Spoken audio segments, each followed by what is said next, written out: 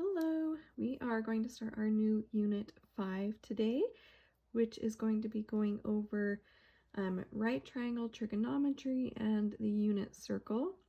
So last year in Secondary 2, you should have done some right triangle trig.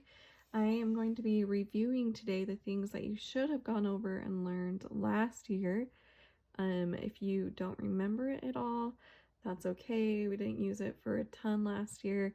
So that's why we're kind of going to review it again today so you can kind of refresh your memory on how to use it before we move on and do trig some more. So we are going to be doing quite a bit of trig this year. We're going to have this unit and then 2 more units of trig.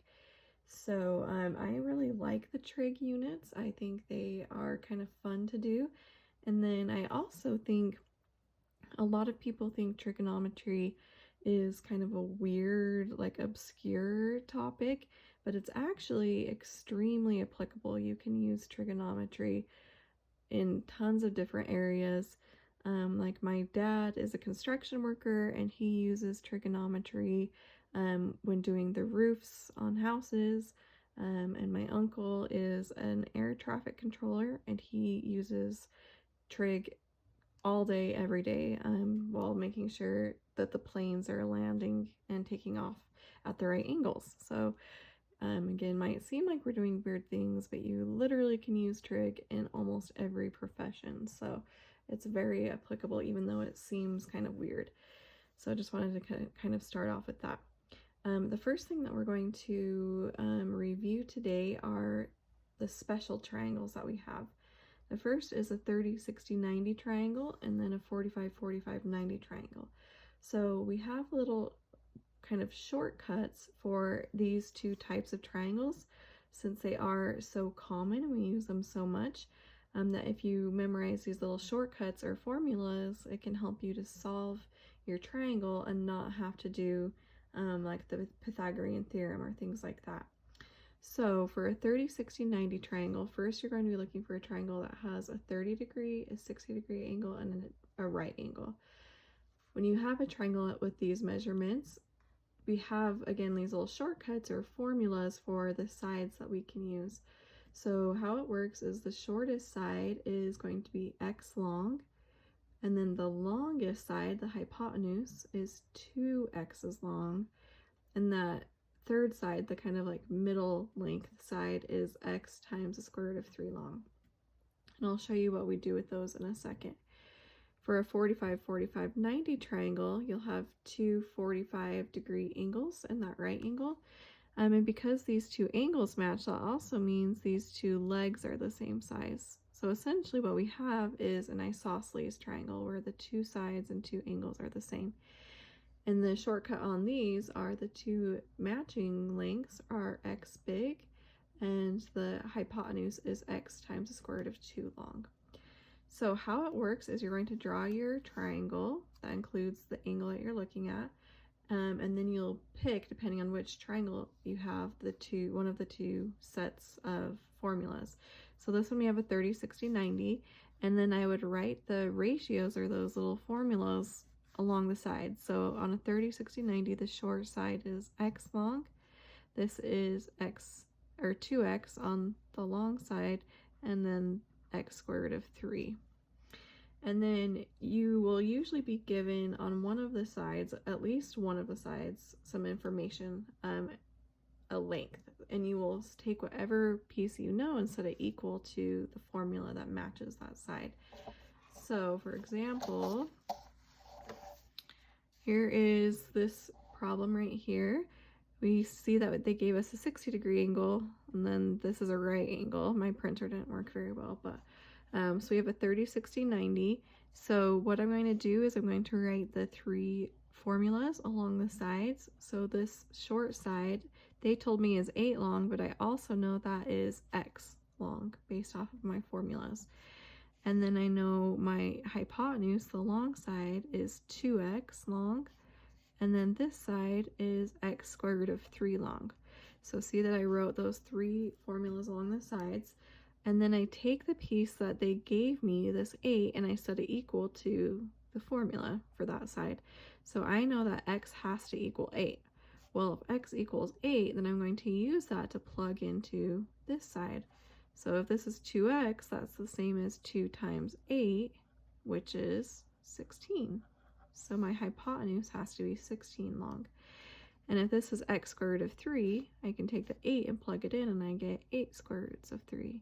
So that side would be 8 square roots of 3 long.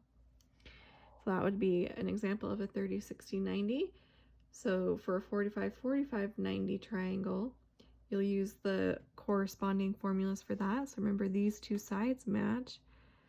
So if this is x, then this is x, and then this side is x square roots of 2 for the formula. So they told us the side is 8 again. So that means this side equals 8 as well, since they match, they're same length. And then if x is 8, then I would say this side would be 8 square roots of 2 long. So not too bad, right? And those are kind of easier ones. Let me try a couple more with you. So you will be given triangles like this. We're not going to do all of these. I'm just going to pick a couple. Here's a 45, 45, 90 triangle. So I would pick x, x, and then our long side is x square roots of 2. They told us that this side is 3 long, so that means x is 3, so that means this side is 3 as well. And then if this is x is 3, then this would be 3 square roots of 2. So we've solved all of that. Let's do one where they give you the hypotenuse. So notice on this one, they didn't tell us the angles, but they told us these two legs are the same. They do that by putting the little notches in the lines. That means these are 45, 45 degree angles as well. So since this is a 45, 45, 90, this has to be x and x, and this would be x square roots of 2. So this time they told us the hypotenuse length. So I am going to set this equal to the 14, and I need to figure out what x is, since that's what the piece is missing up here and here. So to solve for x, right now it's being multiplied by that square root of 2. So to get rid of that square root of 2, I need to divide by the square root of 2. So that those cancel. But then the trick is, in math, we don't like square roots to be in the denominator. So to get rid of that, we times it by itself in the top and the bottom, because the square root of 2 times the square root of 2 just equals 2. And then in the top, I would get 14 times the square root of 2. But then we can simplify again, because 14 can be divided by 2. So 14 divided by 2 is 7. So we get 7 square roots of 2. So that's what x is equal to. So this side would be 7 square roots of 2, and so would this side. So those would be your missing pieces. So those ones are the little bit trickier ones, where you have like the x with the square root on it that you set equal to a number. You have to divide by that square root, but then to get rid of the square root in the denominator, you have to times it by itself and then simplify. Let's do a 30, 60, 90. So here we have a 30, 60, 90 one. So the pattern for that is the short side is x long, and then the longest side, your hypotenuse, is 2x long. And then kind of that middle length side, the longer of the two legs, is x square root 3. So on this one, they told us the hypotenuse is equal to 1. So I know the formula for that is 2x. So these are going to be equal to each other. And solving for x, I have to divide by 2. So I find that x equals 1/2. So that would mean this side is 1/2. And then if I plug 1/2 into here, I get 1 square root of 3 over 2. Or you could just write square root of 3 over 2, because that 1 doesn't really do anything. So that would be your piece for that side. Let's do, so that was a hypotenuse one. I don't know if they give us, so they do. So here's one where they give you the longer leg of a 30, 60, 90. So our short side is x long, our hypotenuse is 2x long, and then this side would be x square roots of 3. and they told us that it is equal to 6 square roots of 3. So on this one, if 6 square roots of 3 is this length, which the formula is x square roots of 3, you can kind of just see it that x has to equal 6. So that means this side would be 6 long, since that's x long, and then this one would be 2 times 6, which is 12 long. So those are your two missing pieces. So there's an example for if you have the longer leg, this is where you do if you have the hypotenuse, and then on the front we did one where it was the short side. So that is how you do 30, 60, 90 triangles, but I also want to review some more of what we did for right triangle trigonometry. So we have our Pythagorean theorem. You've done this for a couple years now. The Pythagorean theorem works when you have a right triangle and you want to find one of your missing legs. So this would be side A, side B, and side C. You will plug in your missing lengths into this formula, a squared plus b squared equals c squared, and then solve from there. Hopefully you guys recognize that formula. And then SohCahToa, this is the main thing I want to review. Hopefully SohCahToa rings a bell. Usually that's what students remember from last year, is they remember the word SohCahToa, but they don't really remember what to do with it, but they recognize that phrase. So hopefully you at least recognize it. So SohCahToa is just an acronym that we use to help us remember our trig for our different right triangles. So if you have a right triangle and you want to find either a missing side or a missing angle, you can use sine, cosine, and tangent. So how it works, and again, my printer was really bad, so I had to kind of go over and write over this. Sine of an angle, and we're going to use this little angle right here, and this symbol looks like a 0 with a line through it. This is theta. It's just a Greek letter that we use kind of as a variable to represent angles in math a lot. So you'll see this little theta a lot in math whenever you're using an angle in a shape. So here we have our angle. If I have my angle here, sine is going to be equal to the opposite side of that triangle, so I put that in red, over the hypotenuse, which is the long side. So sine is O over H. That's where the little so part comes from.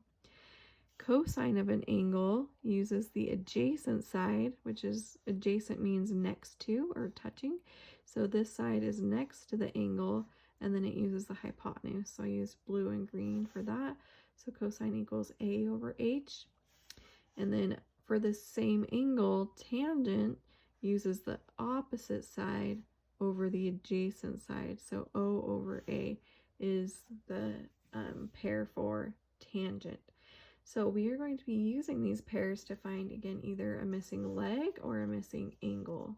So how it works is first you need to identify in a triangle, and it helps to draw a picture, but identify which two sides you are given in your problem. Are you given O over H or A over H or O over A? Once you figure out which pair you have, you know to use sine, cosine, or tangent. So let's look at some problems for that. So I'm going to do a couple problems for you. These ones are going to be ones where you are, we're going to find a missing leg first, so finding a missing side. But let's just practice writing or finding the different sides and relationships. So for this one, it says find the given trig ratio. Again, ratio just means a fraction. And then write each ratio as a fraction. So on this one, they want you to find sine of angle R. So that means you're going to go to angle R, which is right here. And then from this angle, if it's a sine, we know sine equals opposite over hypotenuse. So I need to find my opposite side. The opposite side is going to be coming straight out from my angle, which is right here. So this equals O. So I'd have a 30. And then the hypotenuse is always going to be the longest side, which is across from that right angle. So this has to be H. So then if that is H is 34, that's going to go in the bottom. So we would say sine of angle R equals 30 over 34. we could reduce that, but I'm just going to leave it for now. They also said find cosine of angle R. Well, cosine equals adjacent over hypotenuse. So from angle R, the adjacent side is going to be the side touching it. I know the hypotenuse is also touching the angle, but that's the longest side. So that one has to be H, which means this one is A. So this would be 16, and then our hypotenuse we already know is 34. So cosine of angle R equals 16 over 34. So we're just going to practice, that's how you would set up the fraction. But let's actually find a leg that's missing. So let's skip down to some of these examples down here. So again, you're going to be given a picture of a triangle, and then something is missing on this one. We're finding side X right here is what we're trying to find. And they are going to give you an angle and then one other side. So that means we're using this angle A kind of as our home base. So going from angle A, I want to label my three sides. So coming from A, this would be our opposite side. It's the side right across from the angle. So this would be O. The hypotenuse is always across from the right angle. So this would be H. And that means this side left over is the adjacent side that's touching the angle. So once you have your three sides labeled, find the two pieces they gave you. They want us to find side X, and they gave us side H. So we really are not using O at all. There's no information here for it, so we're not even going to use it. So since they gave us A and H, I want you to think from SohCahToa, which one uses A and H? So cosine uses A and H. I know that cosine equals the adjacent side over the hypotenuse side. So we're going to plug in the information we know. We know our angle is 35 degrees, and I'm going to set my A is equal to X, and my hypotenuse is equal to 12. So plug in the information. We knew X, we knew our H, and we also know the angle to go in with the cosine.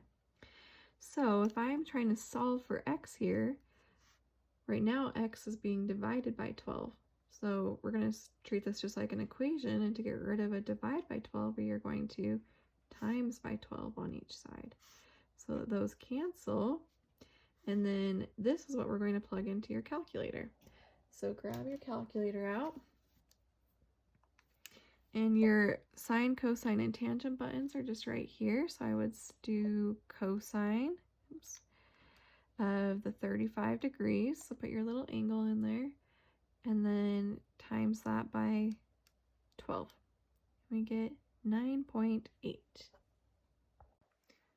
So that would be our answer. X equals 9.8. And then whatever units they are measuring in. So we don't know, so we'll just leave that. Let's do another one. So on this one, here's our angle where we're coming from right here. So again, first thing is just labeling your sides. This time we're coming from this angle. So coming from angle J, the opposite side is straight across. So this is O. So you need to redo this every time. Your sides are going to change. The hypotenuse always goes across from the right angle. So this would be H. And then this other side would be the adjacent side. So on this one, they gave us, or they want us to find side X, and they gave us side H. So we're using O and H on this one, which is the SOH part, sine. So sine, we know sine of our angle equals the opposite side over the hypotenuse side. So plugging in the different pieces, we know sine of our angle is 61, so we're going to plug in the 61. And then the opposite side is what we're trying to find. That's going to be X. And the hypotenuse is 28. So just like the last problem, to get the 28 gone, let me zoom in a little bit. We times by 28 on each side, so that those cancel, and we get just the X back. And then this is what we're going to plug into our calculator. So we'll do 28 times sine of 61 degrees, and we get 24.489. They did just say round to 1 decimal, so this 8 will just bump this 4 up to a 5. So let's say 24.5. So that would be our answer. X equals 24.5. So we're saying that side length is 24.5. And then let's just do one more. So on this one, again, go from the angle that they give you. So we're going from angle 40. So first label your side. So I always start with labeling the opposite one. The opposite one is going to go straight out of the angle they give you. So this would be O. And then the hypotenuse always goes straight out from the right angle. So this would be H. And then that means this leftover piece is the adjacent side. So on this one, they gave us A and they gave us H. So that means if we're using A and H, we're using cosine again. So cosine of our angle equals the adjacent side over the hypotenuse side. And then we go and plug in the angle, plug in A, and plug in H. So we get cosine of 40 degrees equals the adjacent side, which is 9, and the hypotenuse side, which is x. So this one's a little bit different because this time x is in the denominator. So we're going to times by x and then divide by cosine of 40. So the shortcut here, I'm just going to do the shortcut, is you switch the place of the x and the cosine. So x equals 9 over cosine of 40. So that's your little shortcut, is we're going to put the x up here and the cosine of 40 down on the bottom of the fraction. Just switch their places. So go to your calculator then, and we just need to figure out what is 9 divided by cosine of 40. And we get 11.7 if we just round to 1 decimal. So that would be your answer. So you kind of have the two scenarios. The one scenario is when x is in the numerator of the fraction. On those, you'll just times by whatever that denominator number is over to the other side and put it in your calculator. The other option is when x is in the denominator. So the shortcut is to just switch the place of whatever your trig function is. So your trig function will go down to the denominator and x will come out. And then throw that into your calculator. So that is finding a side. But we also can find missing angles. So I want to do a couple where you're finding the angle instead of a side, because it is a little bit different. So on these ones, they are going to give you two side lengths. Notice all of these have two sides, but no angle.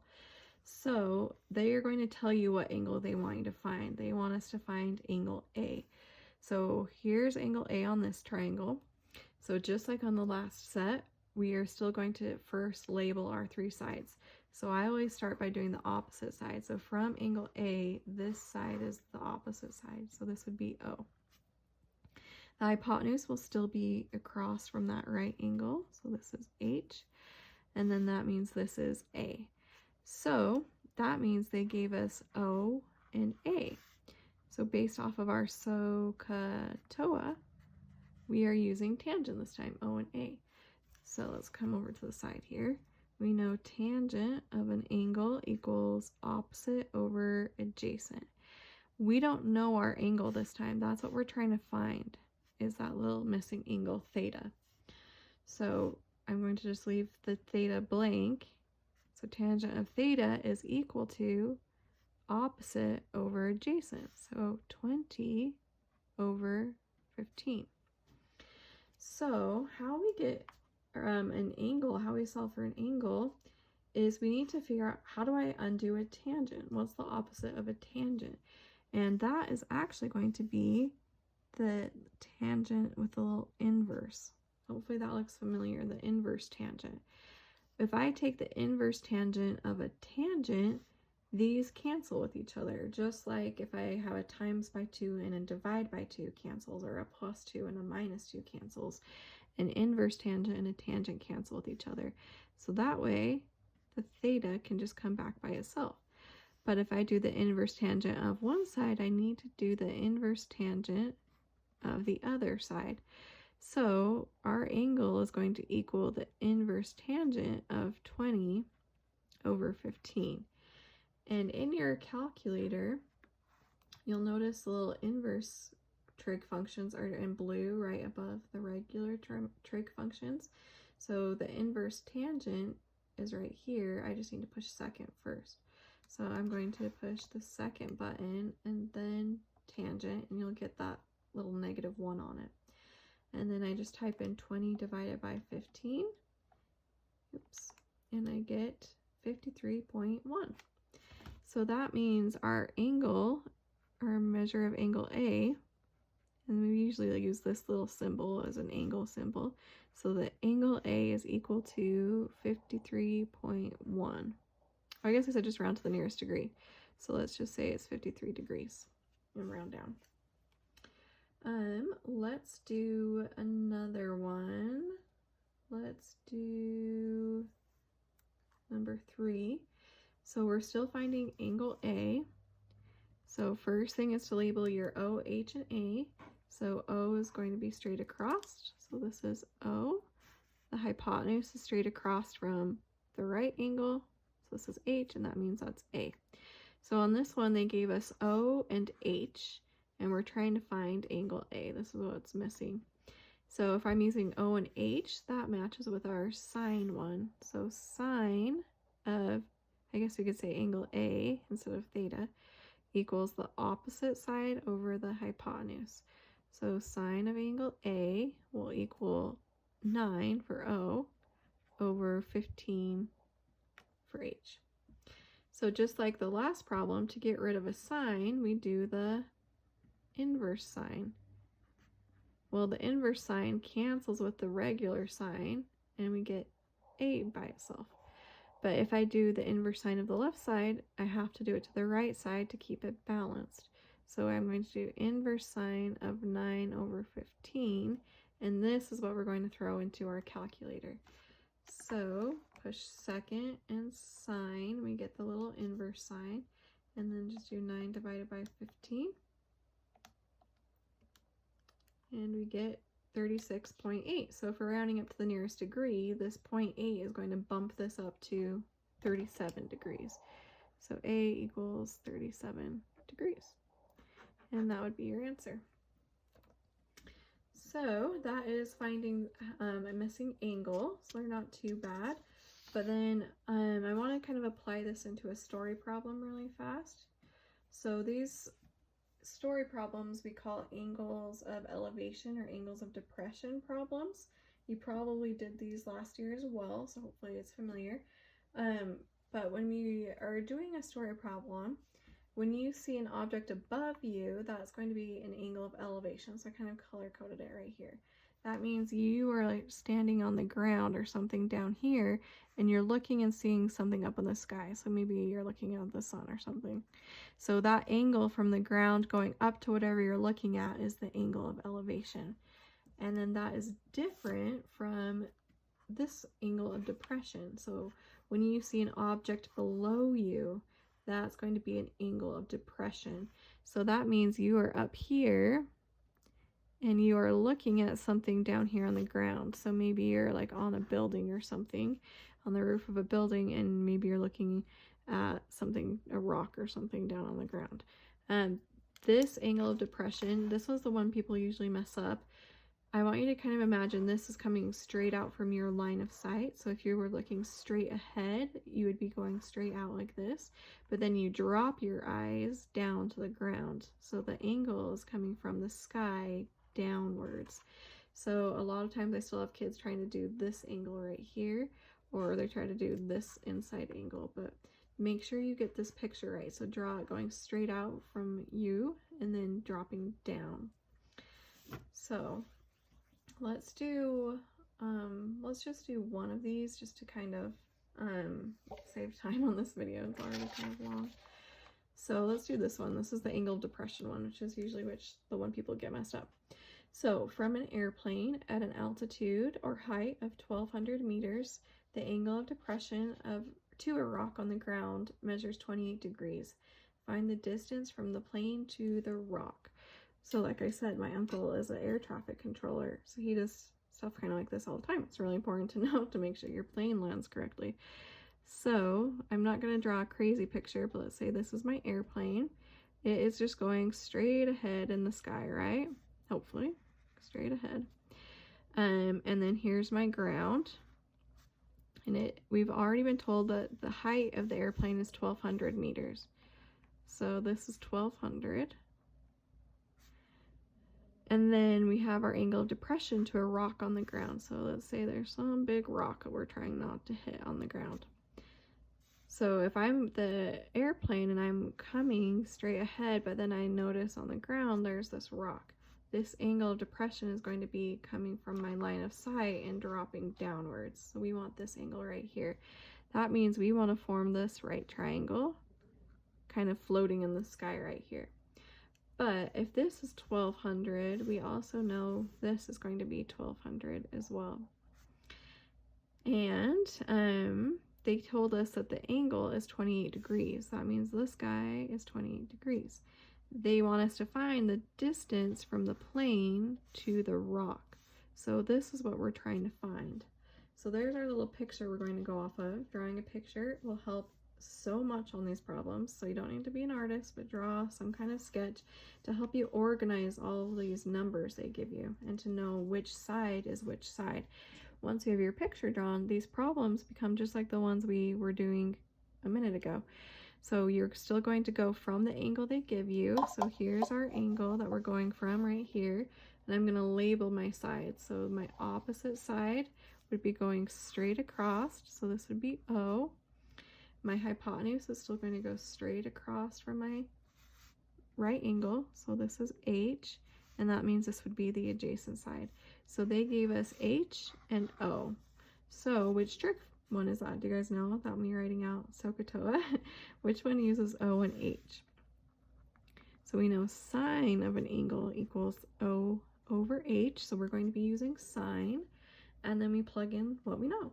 We know the angle. So I'm going to do sine of 28 degrees equals the opposite side, which is 1,200 over H. Well, H is X. So again, when X is in the denominator like this, your little trick is just to switch the place.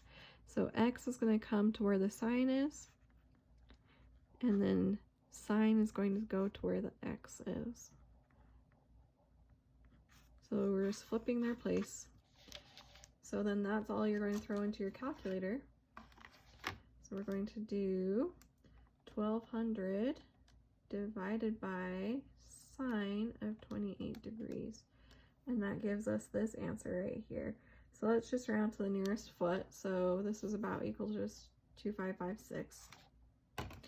So we're going to say X is 2,556, and we were measuring in meters. So that's how far away the airplane is from the rock. So that is angles of elevation and depression. So this was an angle of depression problem. I think those ones are usually the trickier ones to draw the picture. So angle of elevation will work the same way. You'll just have a triangle going upwards instead of downwards. So we're just going to do that one to save time. So hopefully these things are familiar to you. I know last year was kind of crazy at the end of the year, so hopefully you still covered these topics last year in secondary 2 before we move on. But go ahead and get started on your homework and let me know if you guys need any help with any of these topics. Just email me and we can set up a Zoom call or something like that. But hope you guys are staying safe and healthy, and I will talk to you later.